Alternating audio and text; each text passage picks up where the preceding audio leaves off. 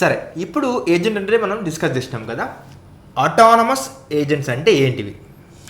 ఇవి ఏజెంట్స్కి అటానమస్ ఏజెంట్స్కి పెద్ద తేడా లేదండి, కానీ ఇది ఏంటంటే ఇట్ ఈస్ లైక్ ఏ 2.0 అన్నట్టు. ఓకే, సో ఈ ఏజెంట్స్ ఏం చేయగలవంటే not only single thing or not only single one. ఇప్పుడు మనం చూసుకుంటే ఈ ఓపెన్ క్లా లాంటివి కానీ, ఆటో జీపీటీ లాంటివి కానీ, ఇలాంటివి ఏం చేస్తాయంటే దీంట్లో మనకి ఇండివిజువల్గా ఒక్కొక్క పనికి ఒక్కొక్క ఏజెంట్ ఉంటాడు. ఫర్ ఎగ్జాంపుల్ నేనే ఒక బ్లాగ్ రాయాలనుకుంటున్నా, లేకపోతే నేనే ఒక పోయం రాయాలి, ఒక వీడియోకి స్క్రిప్ట్ రాయాలని అనుకుంటున్నా. ఇప్పుడు ఏమవుతుందంటే దీంట్లో ఇంతకుముందు మనకి మొత్తం చాట్ జీపీటీ స్క్రిప్ట్ ఇచ్చేస్తుంది. సో ఇప్పుడు అలా కాకుండా స్క్రిప్ట్లో each and every part, for example first content writer దగ్గరికి వెళ్తుంది. ఓ 4-5 ఏజెంట్స్ ఉంటాయి. ఈ కంటెంట్ రైటర్ ఏం చేస్తాడు, అరే బాబు నువ్వు నాకు కంటెంట్ రాయాలి అని చెప్పి మేనేజర్ చెప్తాడు.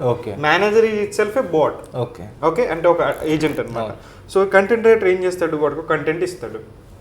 దీన్ని క్యూఏ పర్సన్ ఉంటాడు, అంటే క్వాలిటీ అనాలిసిస్ చేసే పర్సన్.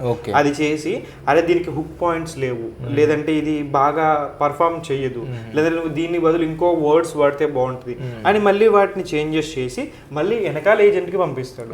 మళ్ళీ ఈ ఏజెంట్ ఏం చేస్తాడు, వీడిచ్చిన చేంజెస్ ప్రకారం మళ్ళీ ఆడ్ చేంజ్ చేసుకుంటూ ఉంటాడు.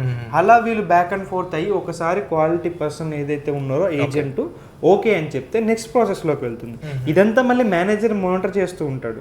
ఈ నెక్స్ట్ ప్రాసెస్లోకి వెళ్ళిన తర్వాత దాన్ని మొత్తం ఒక వీడియో కంటెంట్ కింద, అంటే క్లిప్ ఏమి ఉండాలి, దానికి ఇమేజ్ ఏం చూపించాలి, అక్కడ మన హుక్ పాయింట్స్ ఏం చెప్పొచ్చు, మనం దేన్ని హైలైట్ చేయొచ్చు, ఇలా A to Z మన కంటెంట్ స్క్రిప్ట్ అంతా రాసి బయటకి ఇస్తారు.